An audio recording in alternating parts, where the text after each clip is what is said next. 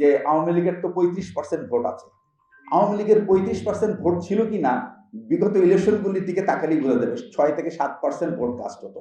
যদি কোনো দলের কর্মীরাই শুধুমাত্র ভোট দেয়, সমর্থকরা যদি ভোট দেয়, তাহলে এই 6 থেকে 7% ভোট হওয়ার কথা না।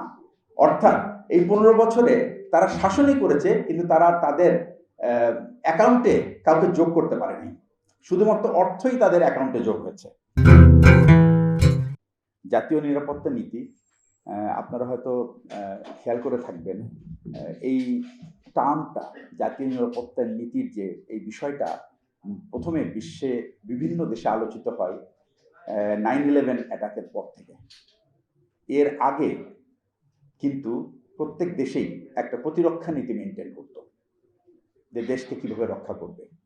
কিন্তু 9/11-এর পরে দেখা গেল, এবং এই 9/11 কিন্তু অ্যাকচুয়ালি বিশ্বের নিরাপত্তা পরিস্থিতিকে পাল্টে দিয়েছে। আর এই যে কোনো দেশের হুমকি শুধুমাত্র বাইরে থেকে না, এটা ভিতর থেকেও হতে পারে। সেই জিনিসটি 9/11 অ্যাটাককে সারা বিশ্বকে জানিয়ে দিয়েছে। এখন আমাদের দেশের কথায় আসি। আমরা স্বাধীনতার 54 বছরে বাংলাদেশের যে রাজনৈতিক বিবর্তন হয়েছে, সেটা কিন্তু একটা দীর্ঘ সংগ্রামের ইতিহাস।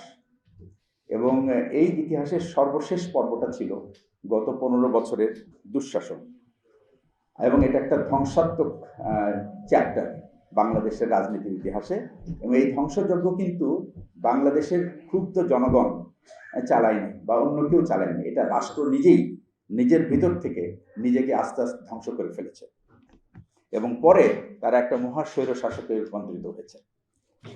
এর প্রধান যে কারণটা, এই বেশ কিছু বিষয় আমি এখানে তুলে ধরবো। সেটা হচ্ছে যে 76 বছরের পুরনো আওয়ামী লীগ কিন্তু কখনোই সমালোচনাকে তারা সহ্য করতে পারতো না, এবং তাদের ইতিহাস আপনি ঘেঁটে দেখবেন।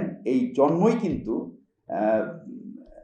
মওলানা ভাসানী এই পার্টির শুরু করলেও তাকে বাদ দিয়ে কিন্তু একটা স্পেশাল কনভেনশন করে আব্দুর রশিদ তর্কবারিশকে সভাপতি করে শেখ মুজিবুর রহমান নিজেই সাধারণ সম্পাদক পদে নিজেকে ঘোষণা করে একটা তড়িঘড়ি করে একটা কমিটি করে এই আওয়ামী লীগের যাত্রা শুরু হয়। অর্থাৎ শুরুতেই কিন্তু এই আওয়ামী লীগ একটা পলিটিক্যাল কুর মাধ্যমে তাদের যাত্রা শুরু করেছে, এবং এই ধারাবাহিকতায় গত 15 বছরে তাদের যত কর্মকাণ্ড ছিল সবই কিন্তু এই দেশের মানুষের ত্রুটি চেপে ধরার একটা প্রয়াস। এবং তারা একে একে সমস্ত দলকে ধ্বংস করেছে, রাষ্ট্রের সমস্ত গণতান্ত্রিক প্রতিষ্ঠানগুলিকে ধ্বংস করেছে, এবং এভাবে তারা এই দেশের প্রায় 80 থেকে 90% মানুষের জীবনের নিরাপত্তার প্রতি হুমকি স্বরূপ। এখন প্রশ্ন আসতে পারে, অনেকেই বলে যে আওয়ামী লীগের তো 35% ভোট আছে। আওয়ামী লীগের 35% ভোট ছিল কি না বিগত ইলেকশনগুলির দিকে তাকালেই বোঝা যাবে। 6 থেকে 7% ভোট কাস্ট হতো। যদি কোনো দলের কর্মীরাই শুধুমাত্র ভোট দেয়, সমর্থকরা যদি ভোট দেয়, তাহলে এই 6 থেকে 7% ভোট হওয়ার কথা না। অর্থাৎ এই 15 বছরে তারা শাসনই করেছে, কিন্তু তারা তাদের অ্যাকাউন্টে কাউকে যোগ করতে পারেনি। শুধুমাত্র অর্থই তাদের অ্যাকাউন্টে যোগ হয়েছে। আর এই সমস্ত যে সাংবিধানিক প্রতিষ্ঠানগুলি ছিল, এগুলি সব দুর্নীতিপরায়ণ এবং পাঁচাটা দলীয় কর্মী অথবা প্রশাসনের ভিতরের লোক অথবা বিভিন্ন প্রতিষ্ঠানে কর্মরতরা, তারা এগুলিকে অলঙ্কৃত করেছে। জনগণের অধিকার রক্ষা না করে তাদেরকে জনগণের অধিকারকে হরণ করেছে। এবং এরপরে দেশের সমস্ত কর্মকর্তা, সেটা সামরিক বেসামরিক যাই হোক না কেন, এবং রাজনৈতিক নেতাদের সীমাহীন স্বেচ্ছাচারিতার পথ উন্মুক্ত করে জনসাধারণের রাষ্ট্রের অর্থ লোপাট করার সুযোগ করে দিয়েছে, এবং আইন করে তাদেরকে সেই প্রোটেকশন দেওয়া হয়েছে। এটা উদাহরণস্বরূপ লুটপাটের একটা নমুনা এখানে আমি দিচ্ছি। 54 কিলোমিটার যে এক্সপ্রেসওয়ে হয়েছে এখন ঢাকা থেকে মাওয়া, এটার ব্যয়ভার হচ্ছে প্রতি কিলোমিটারে বাংলাদেশের কনটেক্সটে এটা 203 কোটি টাকা প্রতি কিলোমিটারের জন্য ব্যয় হয়েছে। অথচ এই দেশে 10 থেকে 20 কোটি টাকার মধ্যে এই মানের একটা এক্সপ্রেসওয়ে তৈরি করা যায়। আরেকটা উদাহরণ হলো কর্ণফুলী টানেল। এটা এই টানেলের দৈর্ঘ্য হলো 3.32 কিলোমিটার। এখানে ব্যয় হচ্ছে প্রতি কিলোমিটারে 3124 কোটি টাকা। এবং এই উপমহাদেশে যত টানেল হয়েছে তাদের ব্যয় কিলোমিটার প্রতি 500 কোটি টাকা। কাজে আপনারা বুঝতে পারছেন যে এখানে কি পরিমাণ লুটপাট হয়েছে। আচ্ছা, এই 15 বছরে যদি আপনি ব্যাংকের বোর্ডের দিকে তাকান, তাহলে দেখে মনে হবে যেন এটা একটা আওয়ামী লীগ, যুবলীগ বা ছাত্রলীগের কমিটি, তাদের যে পরিচালনা বোর্ড। এবং এইভাবে লুটপাটের ফলে মানুষের অর্থনীতির নিরাপত্তাকে চরম হুমকির মুখে ফেলে এই স্বৈরাচার পালিয়ে গেছে। এবং এতে তারা যখন পালিয়ে গেছে, তারপরে আমাদের দেশের খাদ্য নিরাপত্তা এবং জ্বালানি নিরাপত্তা এক মহাসংকটের মধ্যে আবর্তিত। আর যে কারণে বর্তমানে মাননীয় প্রধান উপদেষ্টাকে দেশে দেশে ঘুরতে হচ্ছে তার এই সমস্ত ঋণ মাফ করার জন্য। এটা খুবই অপমানজনক একটা ব্যাপার একটা রাষ্ট্রনায়কের জন্য, তার দেশের জন্য এই কাজ করতে যায়। এবং এটা করতে হয়েছে এই স্বৈরাচারের লুটপাটের ফলে। আর এর চেয়েও সাংঘাতিক হলো, বিদেশি গোয়েন্দা সংস্থা বা ভারতের গোয়েন্দা সংস্থা দেশের সকল জাতীয় এবং সশস্ত্র বাহিনীর গোয়েন্দা সংস্থাকে নিজেদের নিয়ন্ত্রণে নিয়ে দেশের সশস্ত্র বাহিনী, বেসামরিক প্রশাসন এবং বিচার বিভাগের নিয়ন্ত্রণ কুক্ষিগত করে রাখে। ভারতের স্বার্থ উদ্ধারে তারা নিয়োগ, পদোন্নতি এবং পদায়ন করতে সক্ষমতা অর্জন করে। এমনকি সংসদ সদস্য মনোনয়নের জন্য ভারতীয় দূতাবাসের আশীর্বাদ প্রয়োজন হয়। এদেশের কিছু অলিগার্ক বাংলাদেশের অর্থনীতি এবং বাজার নিয়ন্ত্রণ করে একদিকে জনগণের অর্থ লুটপাট করেছে, অপরদিকে জনগণকে শোষণ করে ক্রমাগত মানুষের জমানো পুঁজি ভেঙে ফেলতে বাধ্য করেছে এবং তাদেরকে তাদের ভবিষ্যৎ নিয়ে হুমকির মুখে ফেলেছে।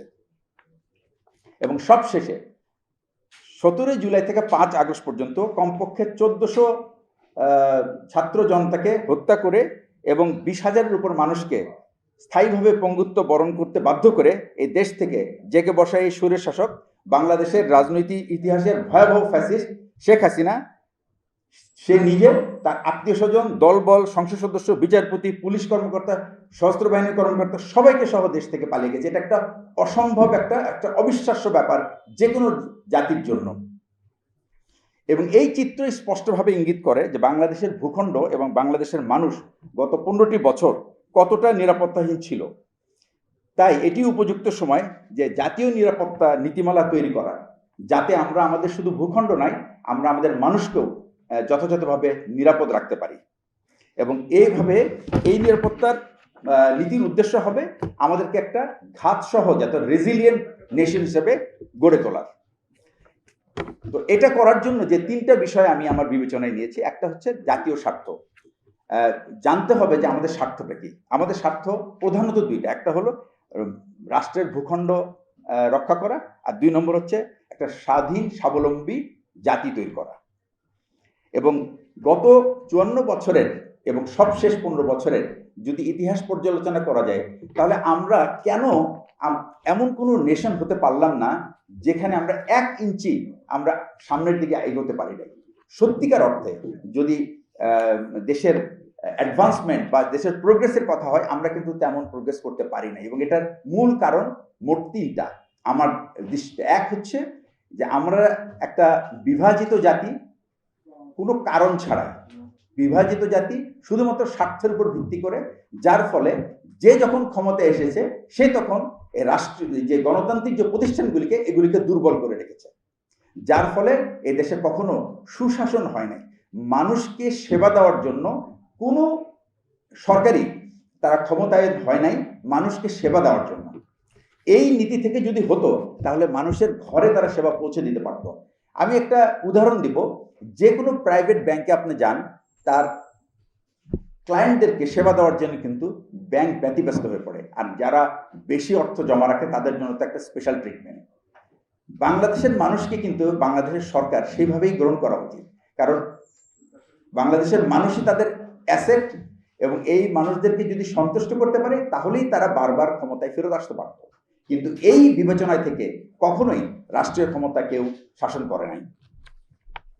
এরপরে যেটা হচ্ছে সেটা হচ্ছে একটা বৈষম্যমূলক বন্টন ব্যবস্থা, অর্থনৈতিক বন্টন ব্যবস্থা। এবং এটা এমনভাবে করা হয়েছে যেন লুটপাট করতে খুব এখানে কেউ জবাবদিহিতা নেই, ফলে লুটপাট করা খুব সহজ।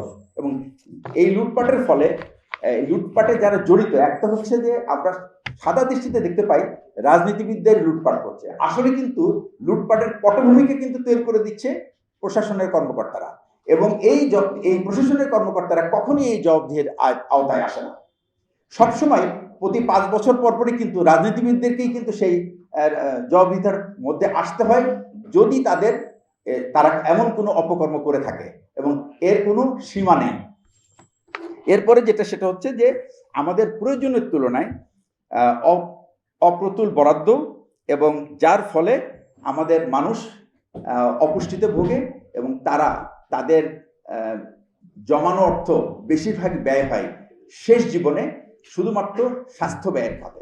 অথচ আমরা দেশকে যদি আমরা পুষ্টি যদি যোগান দিতে পারতাম এবং ঠিকভাবে যদি মানুষকে গড়ে তুলতে পারতাম অথবা তাদের সার্ভিসে যদি তাকে দিতে পারতাম, তাহলে কিন্তু তাদের এই জমানো অর্থ তাদের নিজের তাদের স্বাস্থ্য খাতে ব্যয় করতে হতো না। স্বাস্থ্যসেবা একটা সেবা যেটা সরকার তার নিজ দায়িত্বে এটা জনগণের জন্য দেওয়া উচিত।